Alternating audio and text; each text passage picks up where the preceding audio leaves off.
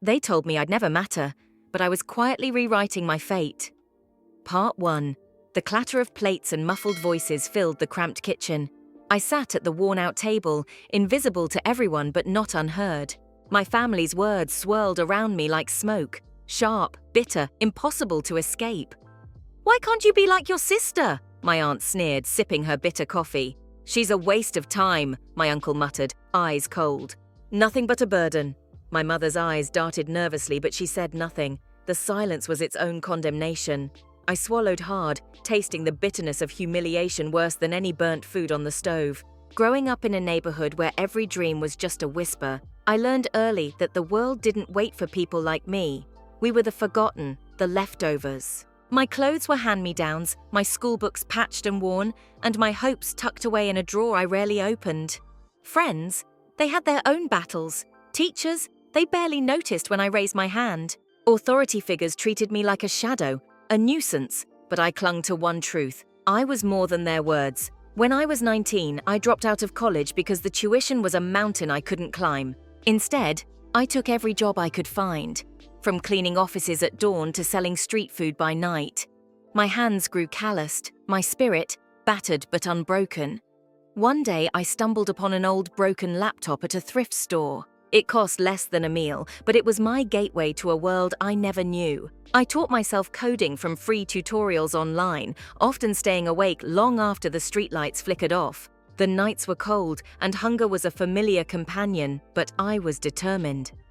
"Why bother?" my brother asked one night, scorn dripping from his voice. "You'll never make it." I didn't answer. Instead, I coded.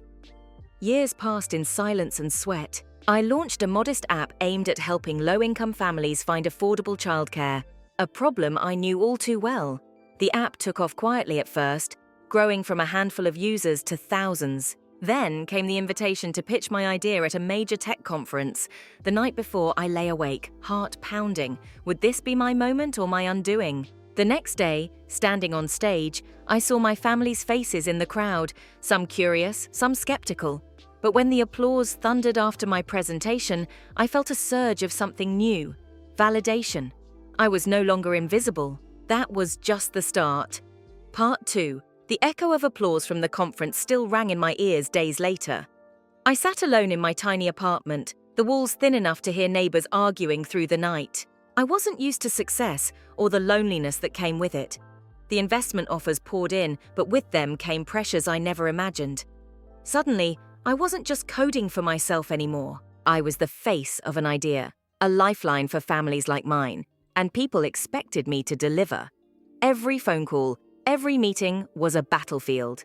Investors questioned my background, my education, my ability to lead. Some saw me as a charity case, others a token hire.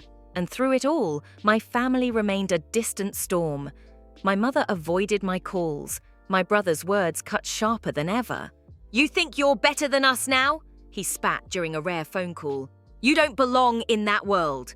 I closed my eyes and swallowed the pain. I was fighting not just for myself, but for the girl who once sat at that table, crushed beneath their harsh words. Days stretched into weeks, filled with long nights and self-doubt. There were moments when I questioned if I belonged at all, if the sacrifice was worth it. But then I met families who depended on the app to find care, to hold down jobs, to keep food on the table. Their gratitude was a flame that rekindled my own resolve. When I finally secured a major round of funding, it was a quiet victory, but seismic in its meaning. I upgraded from that cramped apartment to a modest office downtown, surrounded by a team of passionate people who believed in the mission. But old wounds don't heal overnight. I invited my family to a company event, hoping to bridge the gap. The room was filled with smiling faces, but when they arrived, their expressions were cold, eyes flickering with disbelief and jealousy. "My daughter? Running a company?" my mother whispered to a neighbor. "Who would have thought?"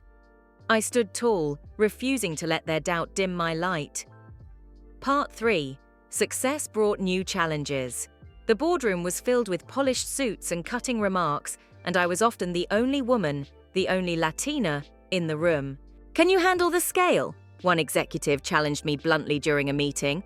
I met his gaze steadily. "I already am." Scaling the business was grueling.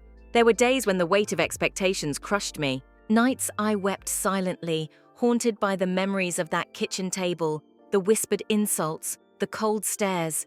But with every setback, I grew stronger.